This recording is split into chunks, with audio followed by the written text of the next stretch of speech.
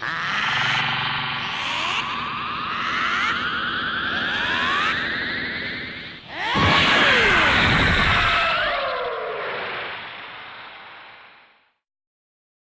everybody, Josh12 back again with another video. I'm back with another Dragon Ball Super episode review. I'm here to review episode 92 titled Emergency Development, The Incomplete 10 Members. If you've not seen the latest episode, please check it out because this review may or may not contain spoilers. But that being said, let's get on to the video and review at hand. Now, overall, episode 92 was an episode that I'm pretty sure all of us were really looking forward to. This was the big female Super Saiyan episode. The episode that was going to kick some ass, take some names, and fucking dedicate it to the almighty Super Saiyan vagina.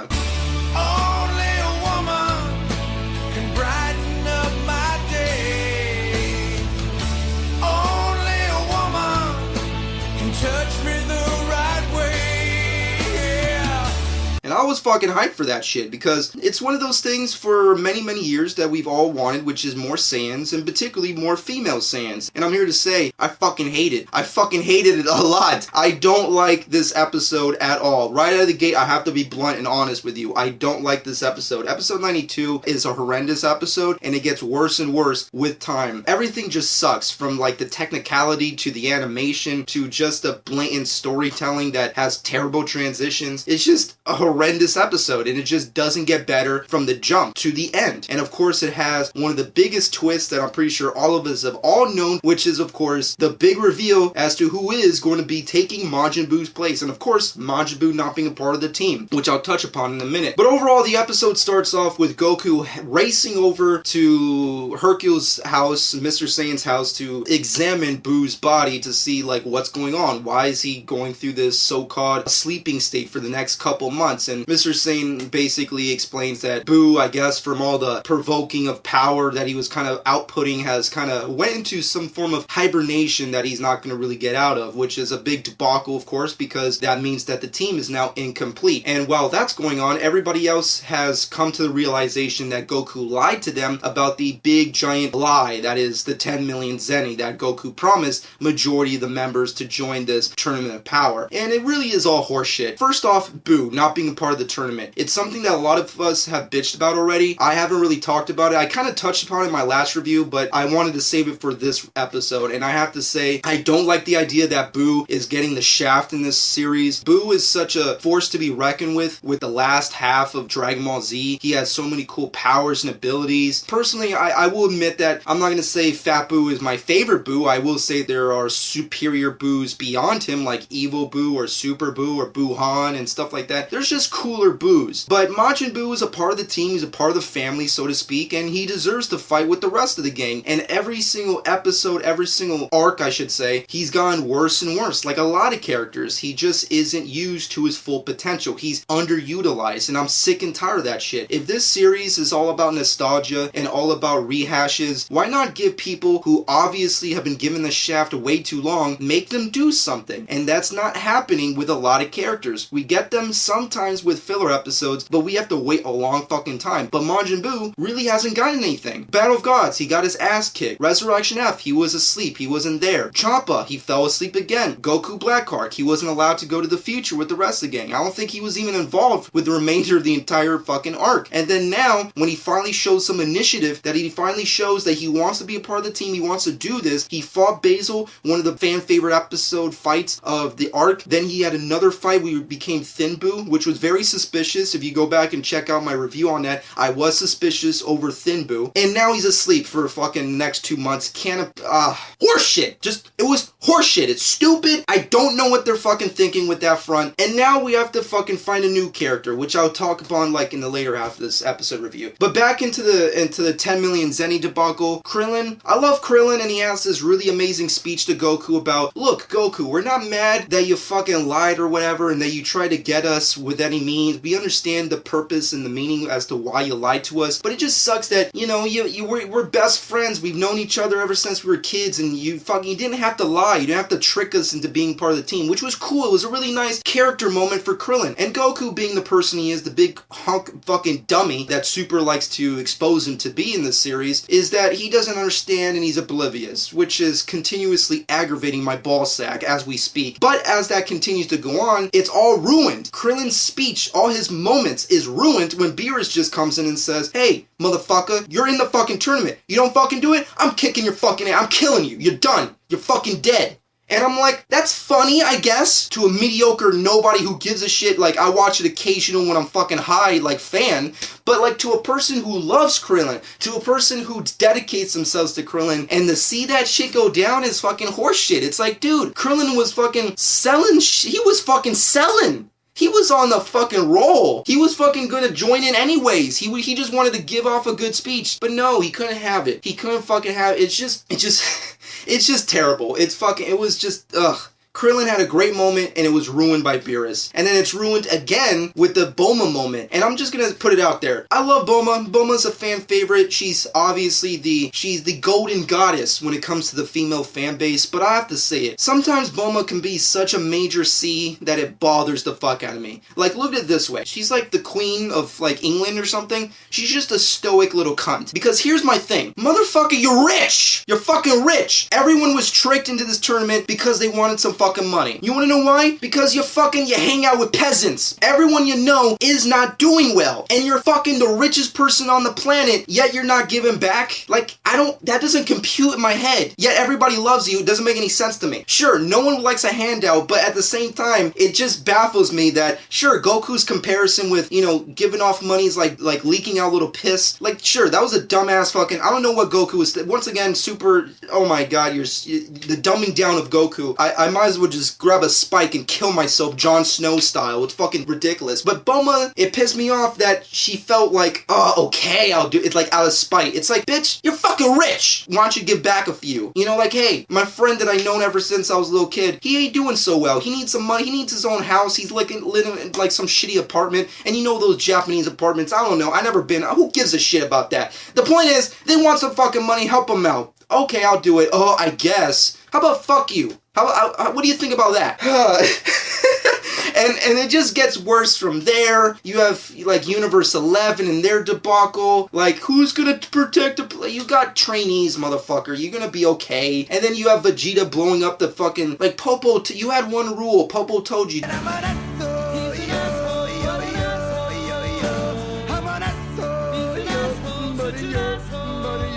Did it again. How did he do it? I don't know. Does it make any sense on a technical? No, it doesn't. And then the Cyborg Warriors of Universe 3, kind of cool. I like the God of Destruction there. He was nice. It was kind of cool to, like, hear him talk. I like that. I like that he's a robot. That's cool. It's very, like, B-movie 80s. But then we get into Universe 6, and this is where my hemorrhoids is, like, really fucking spiking to an all-time high. The Super Saiyan transformation of Khalifa. While Kaba is training Khalifa to become Super Saiyan, he gives probably the most half-assed explanation as to becoming a Super Saiyan that I want to fucking bitch slap. I want to go to, I have people who always, let's go to Japan, I don't fucking give a shit. I don't fucking see a necessity to, like, go anywhere. I just don't see it. I'm not a traveling type. But here's the thing. I will go to Japan to bitch slap some motherfuckers who made this episode. Because you know what you did? And I get it, like, Super Saiyan transformations have been useless for a long time. Like, Super Saiyan transformation, here's the thing why I'm so pissed. The Super Saiyan transformation stood for something. It was legendary. It was a fucking myth. It was mythological. It was the shit. It was the sole purpose as to what so many characters wanted for the first half of Dragon Ball Z and continuously expanded upon until the end of the Cell arc. And then once the Buu arc came, I guess Akira Toriyama, like, stopped doing cocaine or something. He stopped having, like, the juice, I like to call it, as to, like, making great stories or something. I don't know. Maybe it was the lack of cocaine. It was the end of the 80s, the beginning of the 90s. Who the fuck knows? And then fucking Super Saiyans meant nothing. You had Super Saiyan 3 3's Gotenks became Super Saiyan. Who the fuck? How that Goten and Trump? What the fuck?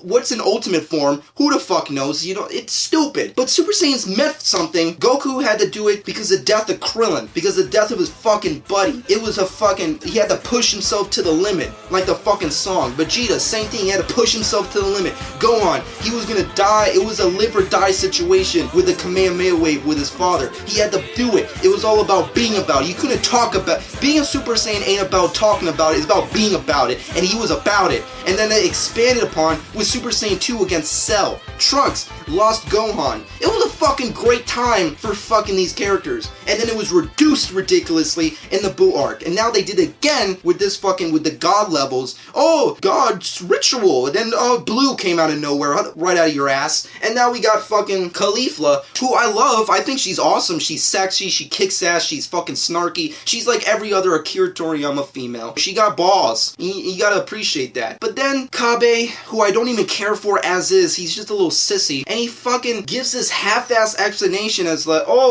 this feeling you get in the back, you use that, you expand that, you become a super, like, shut the fuck up, you idiot. You don't know what you're talking about. What does that mean? Who the fuck wrote this shit? Who wrote this episode? Can we, like, take the money back or something? Like, that's fucking stupid. You know what they did in this episode? I'm gonna fucking tell you what they did. They made the Super Saiyan transformation the midichlorians of the Star Wars prequels. Yes, they did. That's what they did. The fucking Super Saiyans were like the Force. Now they made them midichlorians. Kabe fucking ruined everything. This episode ruined Super Saiyan transformations. All you need is the midichlorians in your back and you could do stupid. That's like, really? Really? That's how you, how about fuck you, fuck your mother? What do you think about that? Huh? What do you think about that, you stupid idiot writers?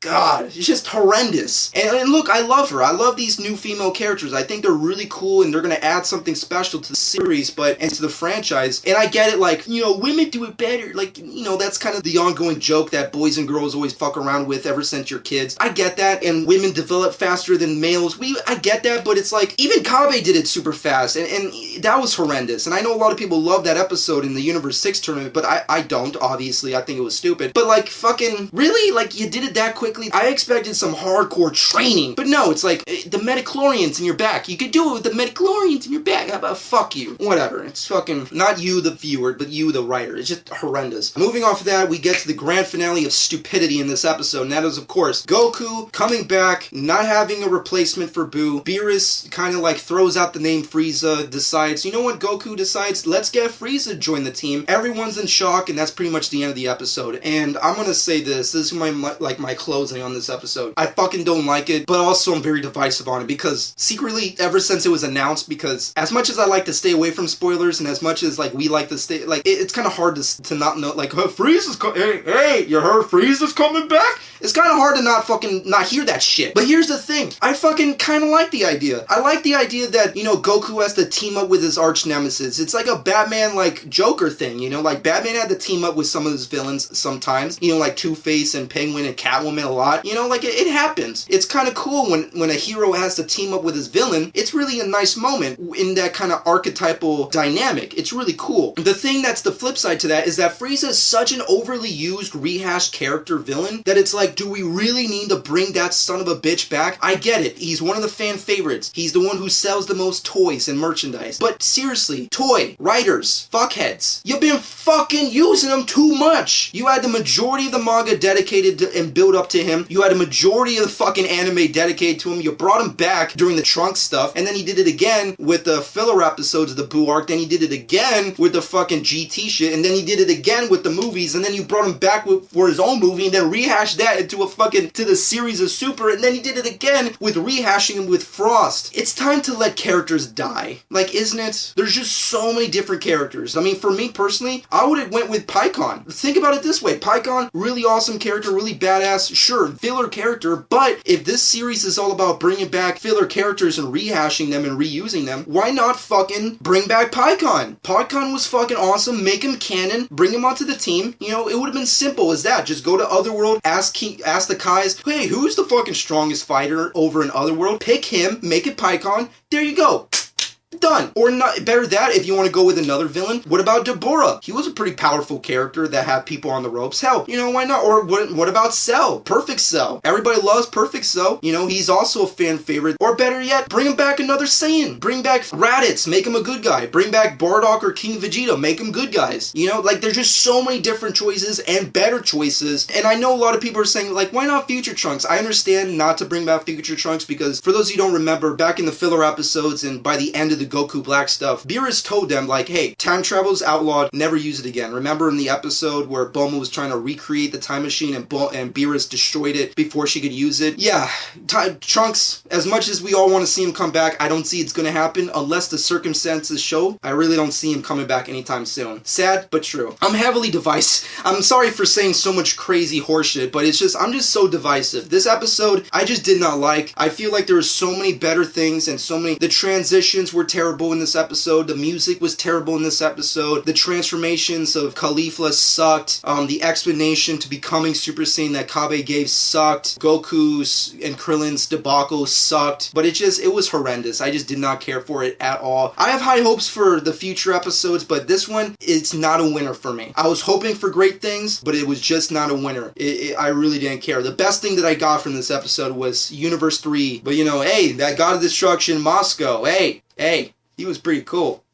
Everything else sucked. Anyways, that was pretty much it. That's pretty much my thoughts on episode 92. So overall, my final verdict has to be a solid 5 out of 10. I would have given it a 4, but I will give it credit here and there. There were some interesting things. Learning a little bit more about Moscow was cool, and also those cybernetic warriors that are going to join in the tournament was pretty interesting and cool. I like that moment. But other than that, everything else, I just did not like this episode, folks. That I have to be honest and true, and that's all I can really say. But with that being said, subscribe to my channel if you've not done so already. I really appreciate that. Would help out the channel immensely, and I hope you enjoyed this review and rant. And this has been Josh12. I hope you enjoyed.